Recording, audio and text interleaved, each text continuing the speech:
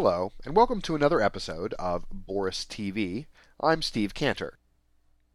In this episode, we're going to highlight the new integration between Boris Soundbite version 2.1 and Final Cut Pro 10. A lot of people continue to use both Final Cut 10 and Final Cut 7. I even created these custom switcher apps that allow me to go back and forth between them, because you can't run Final Cut 10 and Final Cut 7 at the same time.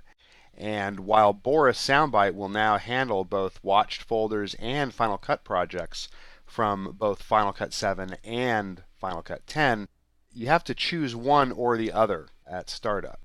So I'll go ahead and switch over to Final Cut 10 and then restart Boris Soundbite so that it's ready to work with Final Cut 10. So in Final Cut 10, I have a project open, and I have a couple of notes for some things to work on. You can see represented by my red markers here. So I'll go ahead and open up the pane here and go to the first note, which is find an alternate take of Evening Boys. Am I rolling down the window? And again, you can add a watched folder either by clicking the menu down here and choosing Add Watched Folder. All right. Or you can drag and drop.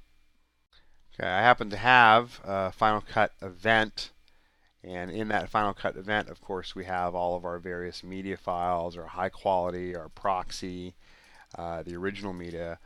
These are all in different subfolders, but I can just basically drag the entire event and make it a watched folder. Choose my language. Of course, this wheel here will monitor the progress of the indexing. You can also index Final Cut 10 projects, but not the projects themselves. Rather, because Final Cut has essentially separated what used to be the project into its sequence component, which is the project down here, and all of the clips, which is the event up here, I might choose the event itself and do an export of XML.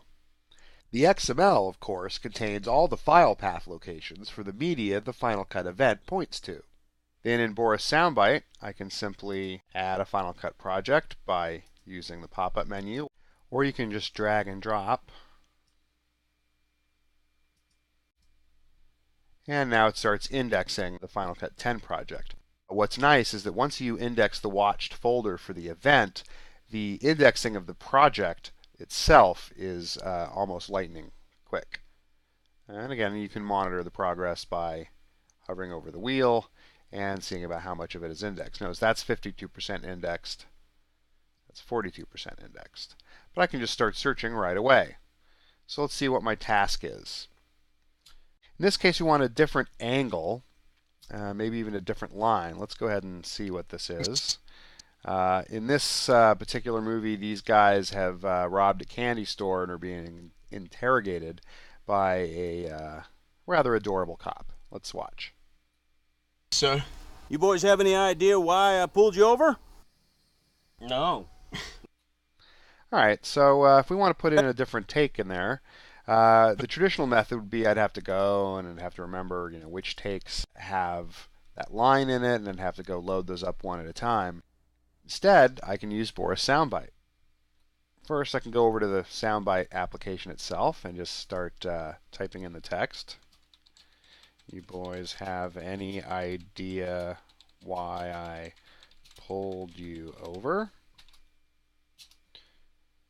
And of course, we're searching all searchable media now. So these purple results are the actual clips from the indexed project, and these other results are media files that are part of the watched folders. It doesn't really matter which of these I want to look at. I can send these back to Final Cut Pro once I've found the hits that I'm looking for. All right, so I'm going to narrow this down a little bit so I don't have to go through quite so many clips. I just want to go through the video clips that start with V1. And then I'll double click the first one just to start up the playback engine.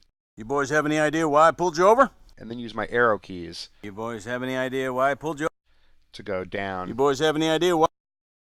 You boys have any idea why I pulled you over? Okay, there's one I want. No. It's 5. You boys have any idea why I pulled you over? There's another take. You boys have any idea why I pulled you over?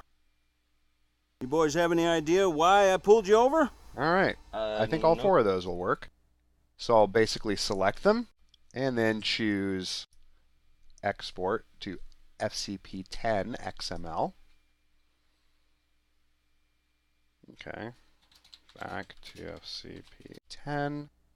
And then in FCP10, I'll choose to import XML.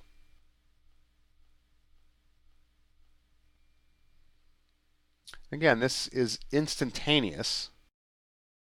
As you can see, if I reveal where this stuff is, it's in the folder where the original media is on my original drive. All right, so here, as you can see, are all the markers. And it even has my misspelled text in there. And if I want to audition these in Final Cut Pro, again, I can just start the first one by playing. You boys have any idea why I pulled you over? And then the keyboard shortcut to go from one marker to the next is Control quote to go forward, or Control semicolon to go backwards. And if I'm playing, I can just do this live. Idea why I pulled you? You boys have any idea why I pulled you over? You boys have any idea why I pulled you over? You boys have any idea why I pulled you over? And I think I've decided that I like this one right here. All right, and then I can just also audition them in list view. In this view, I kind of like to open up the disclosure triangles, and that way I can just start playing. You boys have any idea why I pulled you over? You boys have any idea why I pulled you over? You boys have any idea why I pulled you over? All right, and I like that clip there, so I'm going to go ahead and drag that down here and use the wonderful replace edit function. And of course, in Final Cut 10, I could not only replace that, but I could replace and add it as an audition clip using the audition feature. How are you? Good evening, sir. You boys have any idea why I pulled you over? How are you? Good evening, sir. You boys have any idea why I pulled you over? No. So let's go see what our next line is. What's a candy store? In this case, I'll just actually copy with Command C. And then there's a nice little pop-up menu up here where I can paste it. What's a candy store? It's an off-screen line that the director heard on set and wants to put back into the cut.